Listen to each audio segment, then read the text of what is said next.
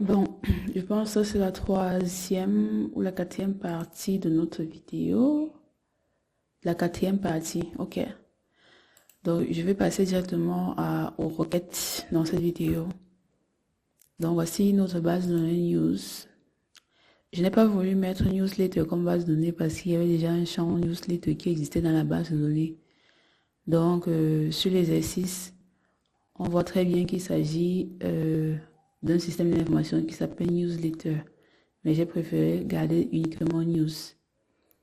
Donc, dans ma base de données news, je vais effectuer ce qu'on appelle la requête SQL. Donc, pour effectuer la requête SQL, je vais sur le champ SQL, bien sur l'onglet SQL et j'écris par exemple une requête. Voici par exemple une requête d'affichage. Select all from abonnés where âge. Donc, cette requête permet d'afficher tous les abonnés dont l'âge est supérieur ou égal à 20. D'accord. Si j'exécute la requête ici en bas, ce qu'on aura effectivement, c'est Select All, pour dire que tout ce qui concerne le champ, la table abonné va s'afficher d'abord, c'est-à-dire l'ID, motivation, la profession, jusqu'à tout, jusqu'à email, d'accord. Tout ce qui concerne le champ, il y a la table abonné va s'afficher d'abord pour commencer. Maintenant, en ce qui concerne les champs de la table abonnée, on va sélectionner uniquement ceux qui ont l'âge supérieur ou égal à 20. Donc, voilà. Dans notre base de données, le champ table a 2 abonnés dont l'âge est supérieur ou égal à 20, parmi lesquels Alice Guiri et Alain Mata. D'accord. Si je modifie cette requête en disant que dans ma table abonnée, je sélectionne seulement le nom de tous les abonnés dont l'âge est supérieur ou égal à 20, ça va m'afficher seulement cette table-ci. On va essayer ça. Select nom. Select nom from abonné where âge supérieur ou égal à 20. Si je tape sur exécuter, ça m'affiche uniquement le nom des abonnés dont la table est, dont l'âge est supérieur ou égal à 20 ans. Si je décide par exemple d'afficher encore le nom et leur âge, je vais mettre select nom, virgule, âge.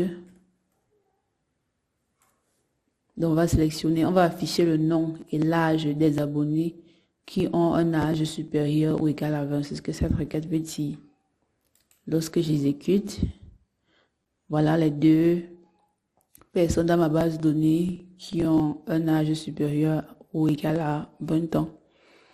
Donc voilà à quoi ressemble une petite requête de sélection SQL. Donc je me rends actuellement dans ma table motivation et ou bien abonné, dans ma table abonné autant pour moi. Et je vois que ma table abonnée a plusieurs champs parmi lesquels l'ID d'abonné, ID de la motivation, nom, prénom, sexe, âge, code postal, ville, téléphone et tout ça. Donc, si je veux par exemple supprimer l'un des champs de cette table, je vais par exemple supprimer le champ rue. Je vais sélectionner la requête SQL. Je vais écrire la requête SQL de suppression. Alt table, pour dire dans la table Alt table abonné, drop, delete, autant pour moi, delete, rue, point virgule. Alt table abonné, delete, rue. Ok, ce n'est pas delete, c'est trop. Alt table abonné, pour dire que dans la table abonné, je vais supprimer le champ qui s'appelle rue. Bon, je vais copier, juste au cas où, et je vais l'exécuter. Bon, la requête a retourné au résultat vidéo pour dire que tout s'est bien passé. Lorsque je rentre dans la table abonné, je cherche le champ rue.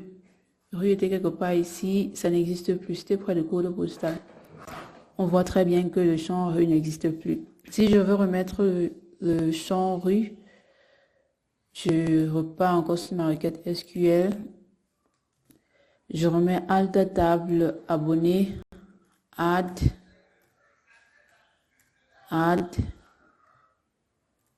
rue. Lorsque je valide ma requête SQL, bon, tout à l'heure, il y a une erreur qui a été générée. Je dois préciser le type de la rue. Je vais mettre caractère. Non, les informations qui vont entrer dans le champ rue seront du type caractère. Lorsque je valide sur exécuter, OK. Donc, caractère par défaut, je pense que c'est un champ de 35. Bref, je vais regarder 35 à 80 caractères, comme ça, je vais bien regarder. Lorsqu'on ne précise pas le nombre, il y a un nombre par défaut déjà qui est sélectionné. Donc, si je rentre dans ma table abonnée, je vais voir que rue est revenu, sauf que ça ne se trouve plus à côté de code postal comme c'était tout à l'heure au premier tour, ça se trouve à la fin. Donc, lorsqu'on insère un champ, ça vient s'insérer à la fin de tous les autres champs. Donc, voilà en quelque sorte une autre requête qu'on pouvait faire. Bon, pour éviter que la vidéo soit longue, je vous invite à faire vous-même de votre côté toutes les requêtes qui vous passent par la tête, histoire d'explorer complètement cette base de données avec le langage SQL. Donc, je vais vous laisser et sur ce, j'espère que vous avez quand même bien compris ce qu'on a fait jusqu'ici. Bon, à la prochaine et portez-vous bien d'ici là. Bye.